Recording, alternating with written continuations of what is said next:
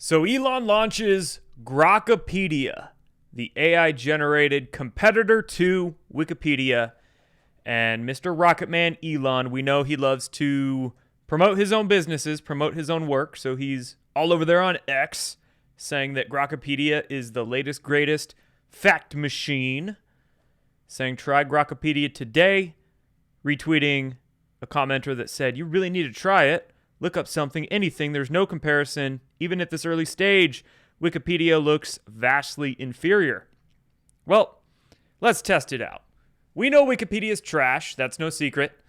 Wikipedia, with the human editors on there and the clear bias of the human editors on Wikipedia, either not letting truthful information be published on there, or they edit it themselves and clearly attack people and put a bunch of propaganda on garbage Wikipedia.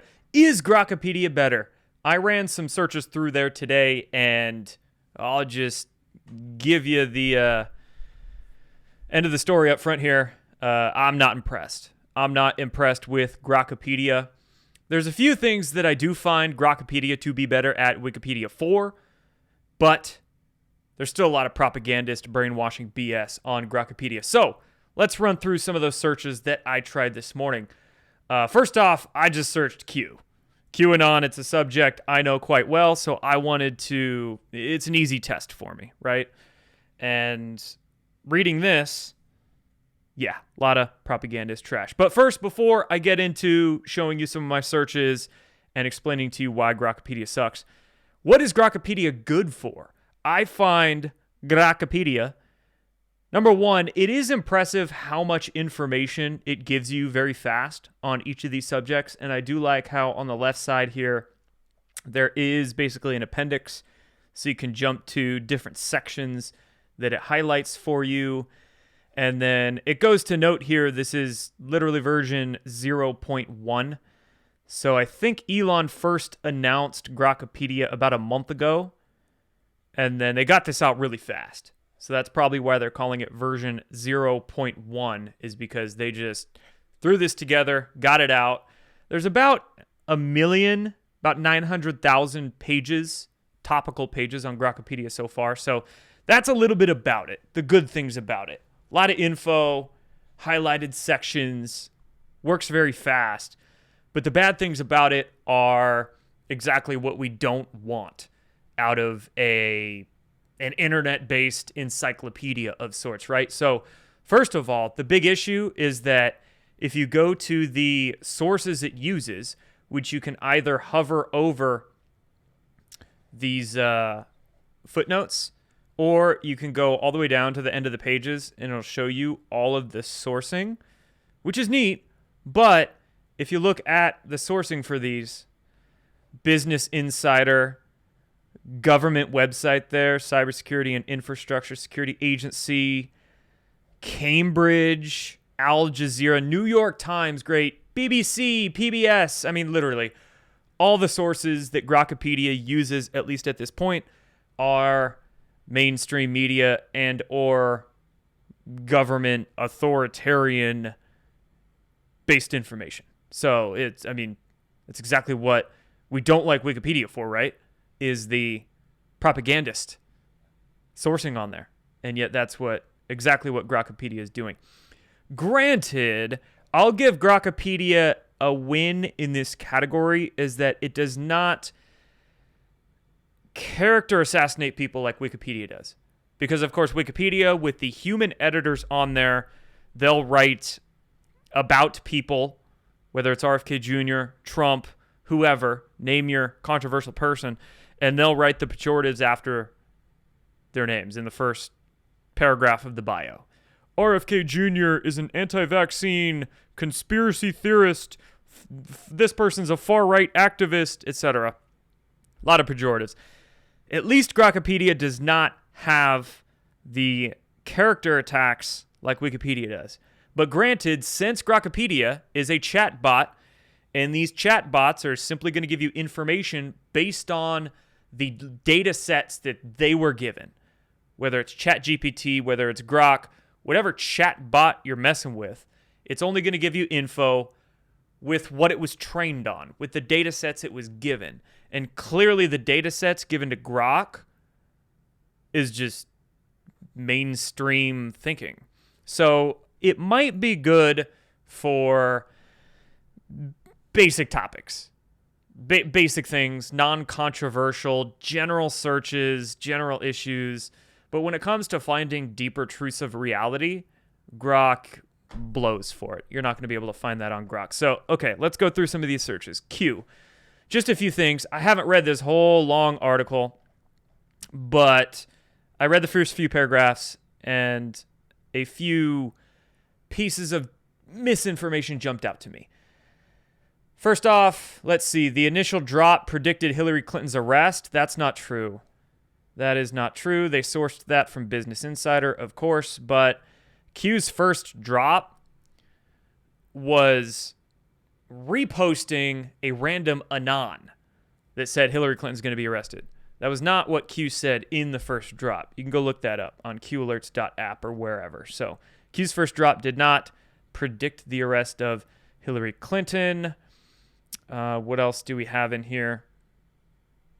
Historical origins. The Pizzagate conspiracy theory, which emerged in late October 2016 from John Podesta's emails, alleged a child sex trafficking ring operated by high-level Democrats out of Comet Ping Pong Pizzeria in Washington, D.C. Common propaganda promoted about Pizzagate. No. That was like a straw man that the mainstream media has used to attack Pizzagate for years. The idea of Pizzagate was not that high-level Democrats ran a trafficking operation out of Comet Ping Pong. It was that the owner of Comet Ping Pong, James Alefantis, was allegedly a pedophile himself and allegedly connected to high-level Democrats like John Podesta, who allegedly was a pedophile himself. So that's a straw man. It's not a trafficking ring operated out of Comet Ping Pong. It was that the owner of Comet Ping Pong was connected to really creepy folks. Of course, they sourced that Pizzagate claim from some random Sage Pub journal, I guess. Okay. Trust the science. It was in a journal. What else? Here's a good little tidbit here about the predictions. So here's some alleged Q predictions Grok is giving us. JFK Jr.'s return. That's a crock of shit. They sourced that one from religiondispatches.org. I've never heard of that website. They're obviously dumb. Q never said JFK Jr. was returning. There was clear Q posts about JFK Jr. not even being alive. And Q even highlighted all of the shills in the movement that were amplifying the JFK Jr. crap and explicitly said they're fake and gay. Not those exact words, but that's basically what they meant. So that is not a Q prediction.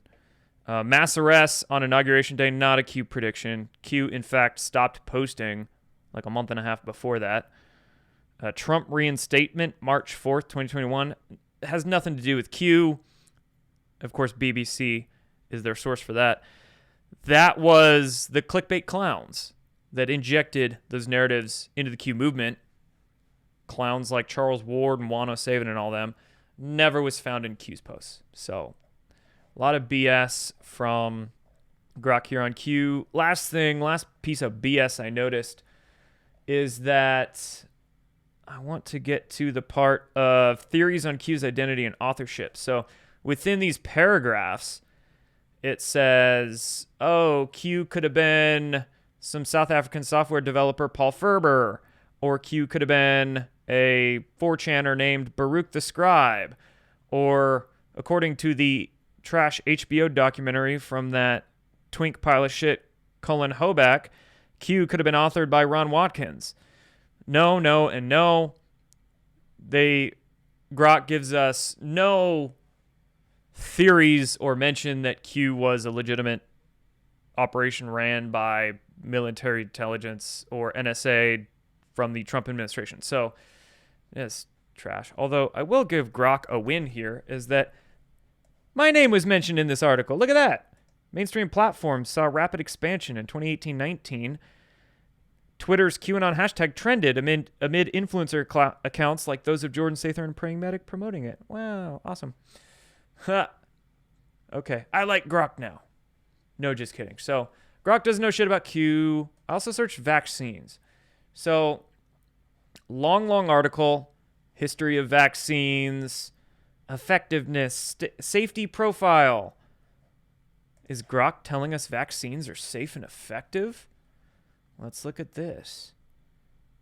So, Grok gives us quite complex information. I'll give it that. Granted, the complex information comes from .gov, merckvaccines.com. Wonderful. Grok is giving us vaccine efficacy data that literally comes from Merck. For the MMR vaccine, trials showed 95 to 100% protection against measles in vaccinated individuals. Source, Merck. Beautiful.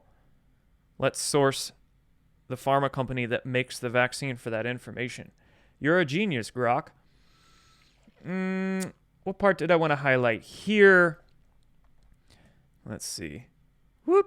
For established vaccines targeting high-burden childhood diseases, empirical evidence consistently demonstrates favorable risk-benefit ratios. And then Grok also gives us a vaccination scheduling and recommendations section and essentially just parrots exactly what the CDC wants us to do regarding vaccine and the vaccine schedule. Grok shows us the CDC's recommended schedule, 70, 80 doses in the first 12 years of life. And sure, you can make the argument Grok is just sharing information from the CDC.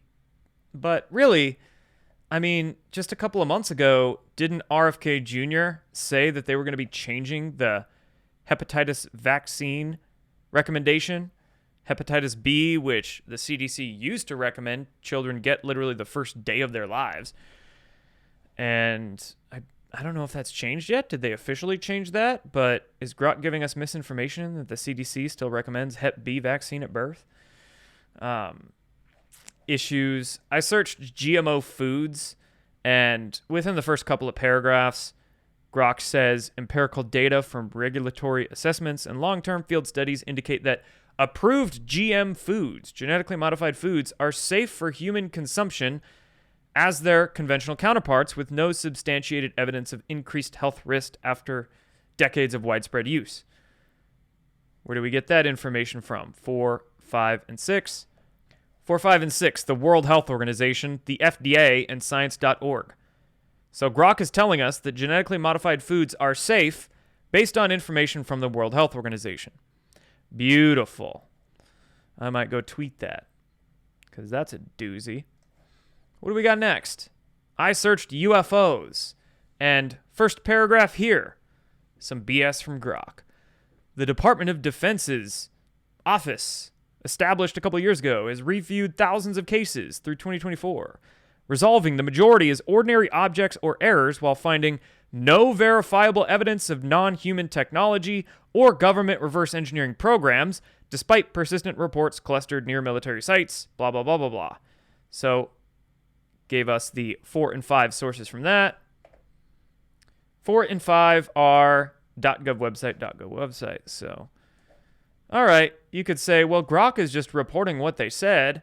Sure, but there is nothing else within this article regarding information promoted amongst the collective or on the internet regarding UFOs being seen in the sky, being man-made.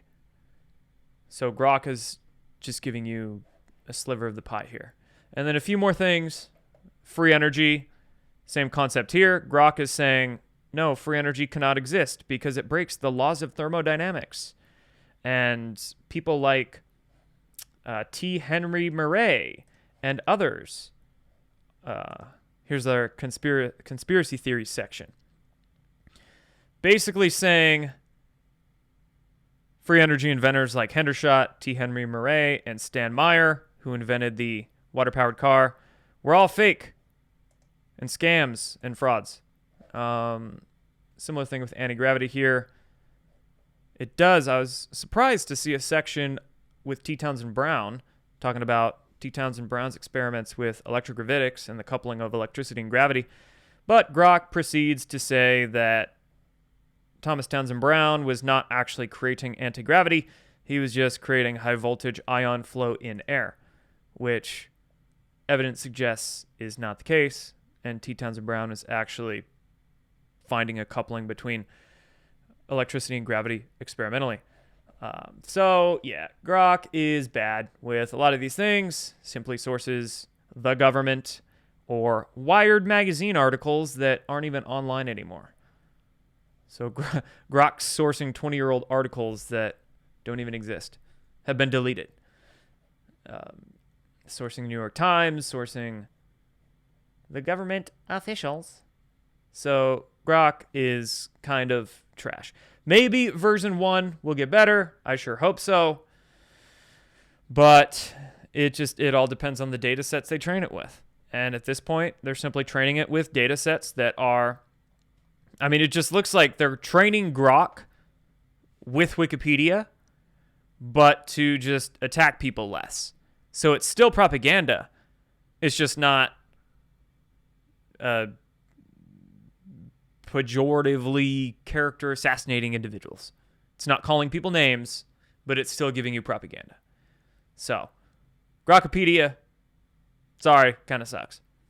Hey, and if you appreciate the videos I do, I implore you to subscribe and support either on Patreon, on Locals, or you can also subscribe on Substack for just a few bucks a month on any of those platforms. You'll get access to an exclusive Telegram chat, you get a discount code to my supplement brand, and you help me make this content for you. And if subscribing on any of these platforms does not suit your fancy, you can go check out consciousstrength.net and look at all the products that I have to offer through my supplement brand. Links for all these will be down below. I appreciate you, and I'll see you next time.